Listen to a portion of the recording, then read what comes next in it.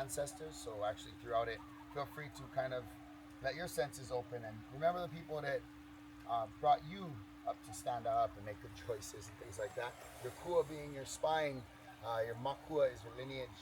When you think about these, the amakua, the deified ancestors that watch over you, very important to kind of honor them. And all of us have these special people in our world, whether they're with us or not, whether they're our parents or some crazy uncle or the guy down the road, whatever it is.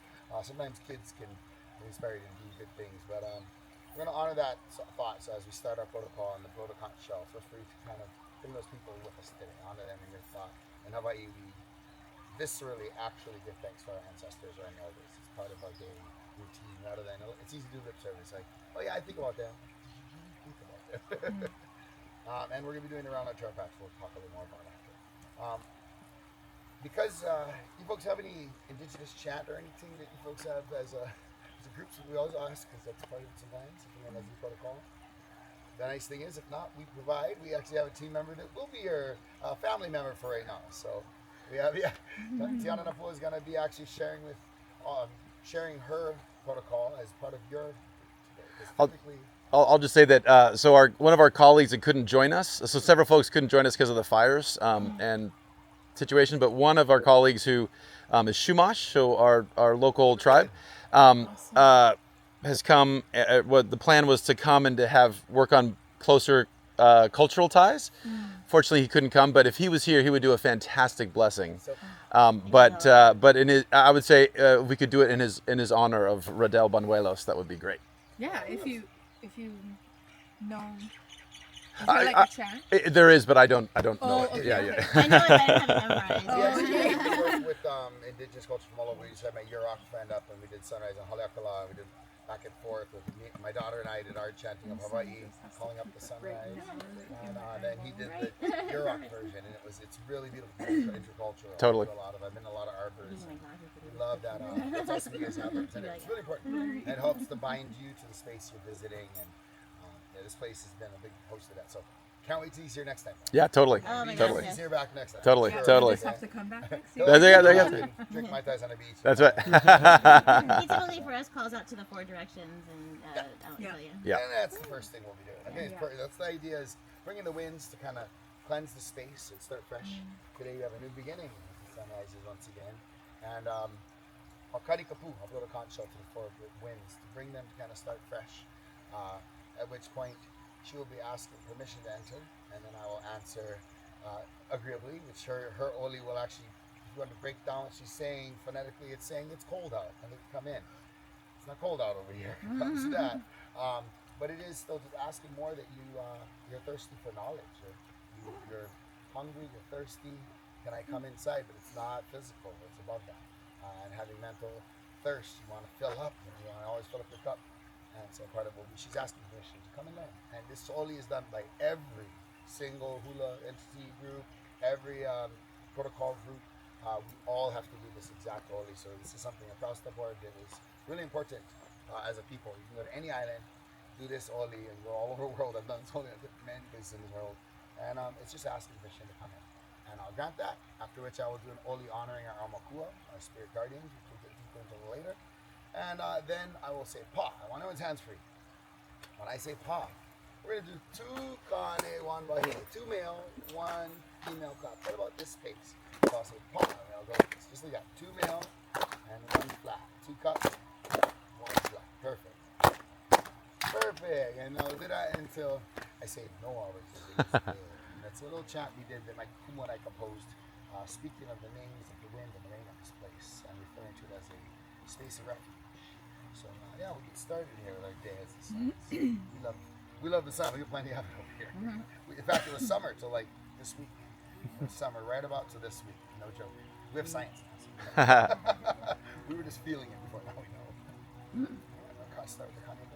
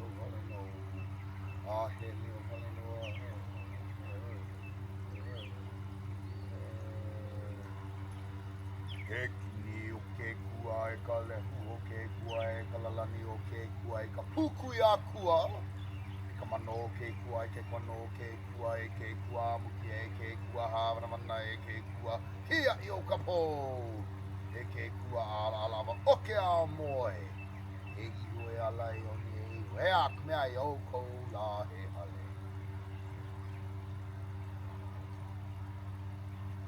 ha no Olowalu ka ka papari akane o ka ka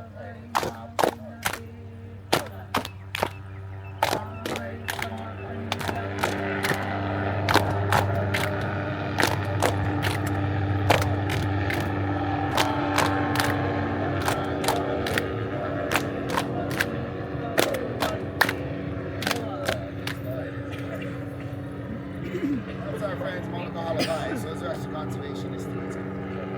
We summon them for the culture. Yeah.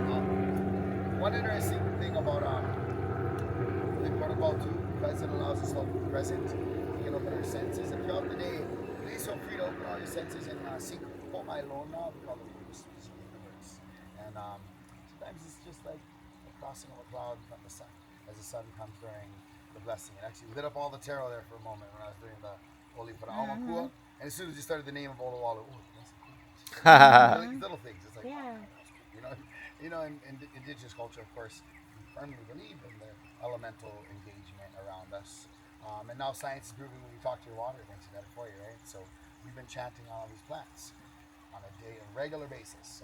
Talking pretty much anytime a lot of us are eating, our scientists here are going to be doing, which I guess you're probably off to go do things in a minute, right? We're going to be doing intros. Do you have time? You probably got to. You're staying for intros? All right, cool. All right, it's even better. But yeah, we're up here. We'll talk a little more about how important Lo'i are to our having Hawaiian indigenous agriculture before we're doing riparian today. Yeah, so before we go out and do some beautiful riparian corridor work.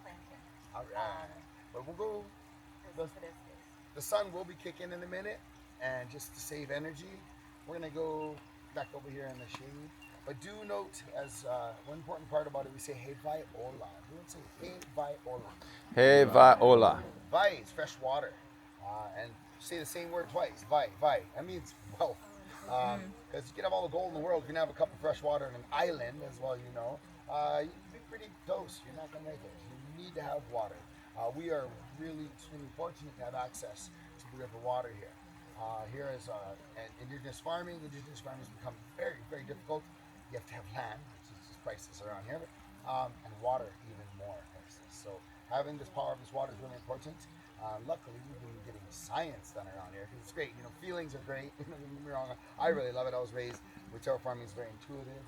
And when you look into this water, you're going to see so much life.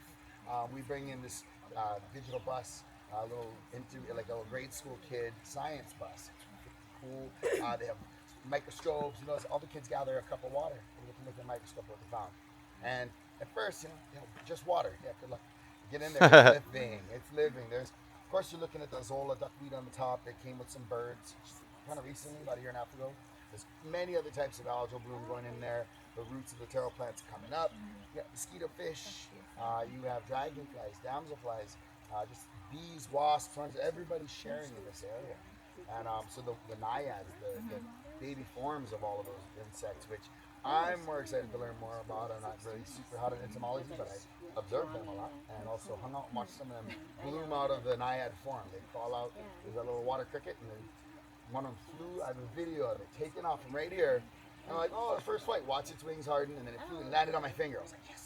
I'm like screaming, I got land on me. But taro is very important to have, and again, we'll get into the culture of it a little bit later. But just noting that this water is such a precious resource. We're allowed a 1 million gallon flow. We use, including the pig farm, we use like 13 to 15,000 gallons. So we're using less than 10 on the whole property. And we're using emitters all over the place. We're using water down here, of course, but we're on a gauge so we're able to see exactly what we're doing. And the idea of it being a turbidity capture system, a giant thing that improves the water system rather than destroying it, like the San Joaquin River, like the valley over there was the breadbasket for not just the nation, but a lot of, like just a huge quadrant of the planet. It was actually the place that had all the food, and you overuse your resources. I drive through that thing. It's just like a dust bowl now, right? It's like, that was fast to make what humans can do in reverse with the Western-minded fertilized poison. This thing does all the work for you. So, yeah, we'll talk a little more about it later, because I'm going to do the intro real quick. Not super long. And then I think they did